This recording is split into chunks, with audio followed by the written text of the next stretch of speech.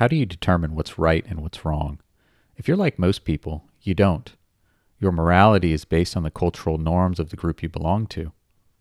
Psychologist Lawrence Kohlberg studied the moral development of human beings.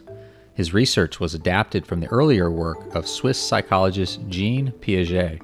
In Kohlberg's research, he presented 72 Chicago boys, ages 10 to 16, with a series of questions regarding an ethical dilemma. He followed up with the boys every 3 years to track their moral development into adulthood. Kohlberg's theory holds that moral reasoning, the basis for ethical behavior, has 6 identifiable developmental stages, each more adequate at responding to moral dilemmas than its predecessor. The 6 stages of moral development are grouped into 3 levels: pre-conventional morality, conventional morality, and post-conventional morality. There are 2 stages at each level. Level 1, or pre-conventional morality, consists of mostly children 9 years old or younger. At this level, we don't have our own personal code of morality. Our moral code is shaped by the adults around us and the consequences of breaking or following the rules. In stage 1, we are good to avoid being punished. If someone is punished, we believe they must have done something wrong. In level 1 at stage 2, we recognize that there is not just one right view given by the authorities. Different people have different viewpoints. Level 2, or conventional morality, includes most adolescents and adults.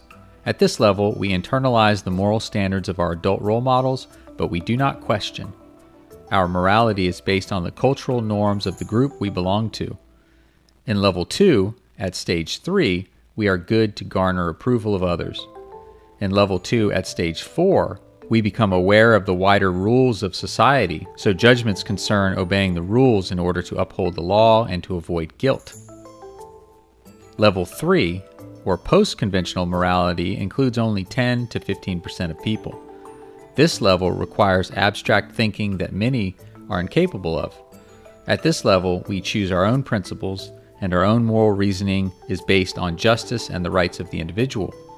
In level 3, at stage 5, we understand that while rules and laws might exist for the good of the greatest number, there are times when they will work against the interest of particular individuals.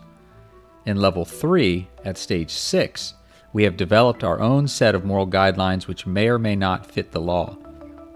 The principles are universal. They apply to everyone.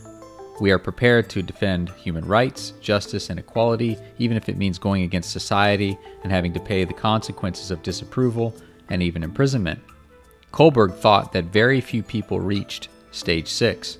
I agree with Kohlberg that most human beings will never achieve stage 6 of moral development, but I do not think it is because the vast majority cannot think abstractly. I think most human beings are capable of understanding the universality of morality. It is not a complicated step, but we are blocked from this concept. I believe what prevents us from attaining this high level of moral development is the propaganda that we've been subjected to since birth. Our mind repels this concept because if we internalize this concept, it will be at odds with much of what we've been taught by our culture, our schools, the media, and our friends and family. Like Marian Keech and her followers, we are committed to our beliefs. To recognize that we're wrong about our beloved institutions is much too painful. Our minds protect ourselves from the cognitive dissonance brought about by these dangerous ideas with rationalizations, confirmation bias, and herd behavior. If we can break through the propaganda by exposing the magician's tricks, we can evolve as a society where the majority of our adults reside in the moral equivalent of Kohlberg's stage 6. It is here that moral enlightenment acts like an antivirus, destroying the viral propaganda we've all been subjected to. It is here that the inconsistencies hidden by propaganda reveal themselves with glaring regularity. It is here that we can draw conclusions with moral certainty, despite being mocked, shunned, and possibly jailed.